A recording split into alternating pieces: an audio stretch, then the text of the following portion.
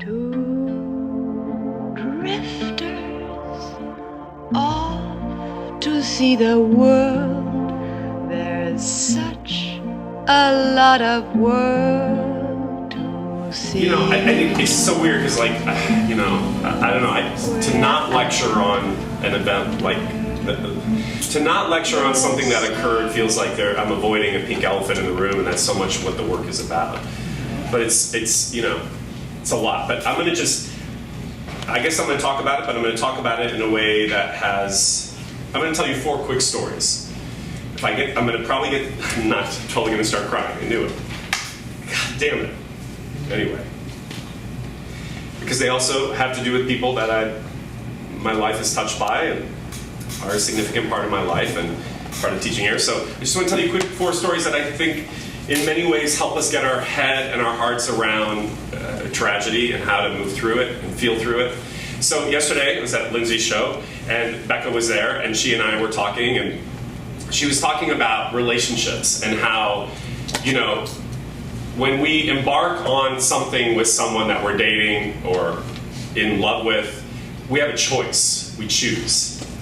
And of course, maybe that just seems so obvious to all of us, but for me, yesterday I had an epiphany about it's all choices. You choose how you want to love. And I thought, well, my gosh, that also speaks to how we react to things in life. You guys, everything is a choice. You have a choice. You have a choice to sit with feeling as opposed to reacting. You have a choice to try to process information in a different way than getting triggered in a way that you are normally maybe accustomed to being triggered. You have a choice to maybe approach things from a more compassionate, empathetic point of view. I think if more of the world understood that maybe a 24-hour moratorium on not reacting and not speaking, maybe just listening, could maybe diffuse situations. What's the saying? I'm making it up in my own way. There is a famous saying about, is what I'm about to say going to inspire someone, encourage someone, and create more hope? If it's not, maybe don't say it.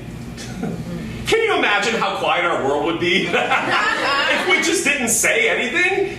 Unless it was encouraging and inspiring and hopeful, Lord. So that's the first thing. The second thing, so another student was there. Everybody's been like student extravaganza this weekend for shows. Another student was there, this guy Nick, and I asked him how he was doing. And he just seemed a little like, I asked everybody that I saw how they were doing, but I just remember him being a little bit thrown, and that was it. And then we went and saw the show, and then he texted me today, and he said, ever since you asked me that, I've been processing and feeling, and all this kind of feeling came up, anger and rage and upset, crying. And he's like, the biggest shock was that nobody all day yesterday had asked him that, which I thought was kind of ironic because he was at the gay pride event.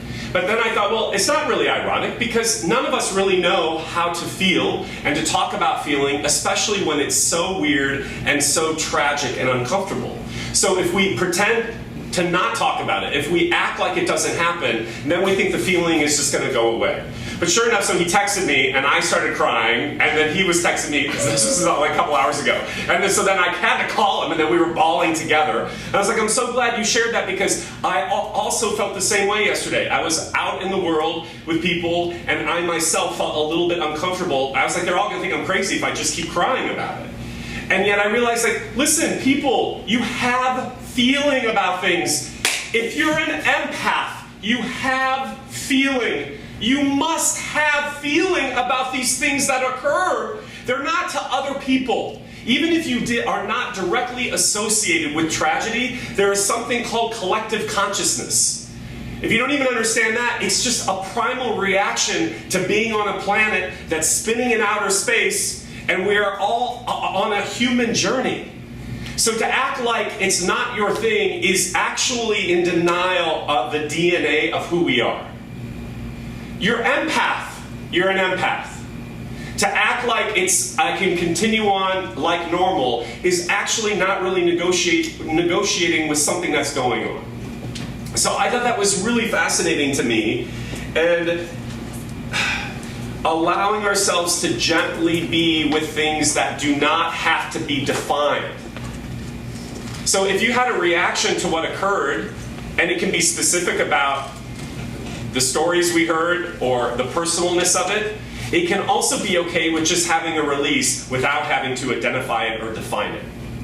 That's called being an empath. And the third thing I think is really interesting is when I was in Vancouver teaching a couple weeks ago, I remember, I saw this girl, Virginia is her name, when we were going into the room, and her energy was completely just different than the last time I was there. I hadn't seen her in a couple of years, but I was like, oh my God, I remember you, but I couldn't remember her name, and her energy was so much more open, right? And that was it. She's like, really? You noticed that? And I'm like, yes, of course. Like, she just was ringing at a different level. So we were doing the work, and then somebody was really struggling in the work, and I was like, can I tell you guys a story? I was like, last time I was up here, a couple years ago I was up here, I worked with this teenage girl, she was like 18 at the time, and I was like, what do you do with feeling? And she's like, I don't address it. And it's one of my favorite things ever, because I always tell that story because I think it's so interesting. She wants to be an actor, and I asked this girl, I was like, what do you do with feeling? She's like, I don't address it. And so I was telling that to this Vancouver group, and Virginia was like, that was me. And I was like, oh my God, that was you? She's a completely changed person. Why? Because she's feeling her feelings. Kids, you gotta feel your feelings. Here's the interesting thing about the whole aspect of allowing yourselves to feel. Feeling is the only way you're gonna get through any of it. Weirdly enough, it is the liberating force of our life. However, it is also a double-edged sword, because if you don't feel your feelings, it will in some way find a way to, this sounds very dramatic, destroy you. Personally, it can. It make you go underground with things. You can start to have compulsions and obsessives and addictions. That's been proven. But also look at the extreme case. The guy who did what he did in Orlando has unresolved feelings. Kids, it's just not rocket science, what we're trying to understand. And then I just want to end with James Baldwin said this, which I think is so powerful. He said, all artists, if they are to survive, are forced at last to tell the whole story, to vomit the anguish up.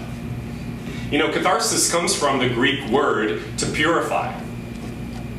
It's the process of cleansing.